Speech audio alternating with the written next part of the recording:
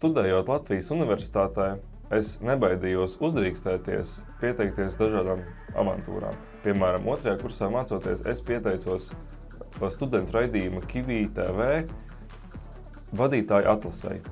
Un es kļuvu par raidījumu vadītāju. Un tā bija viena no interesantākajām pieredzēm apsēsties kameras priekšā, pats ar savām domām. Turpat nebija vajadzīgs nekāds scenārijs. Pašam ar savām domām bija pirmkārt jātiek galā, jāimprovizē, jāspēlējas ar savu kolēģi. Un tā bija viena no vislabākajām pieredzēm praktiskajām komunikācijas sfērā.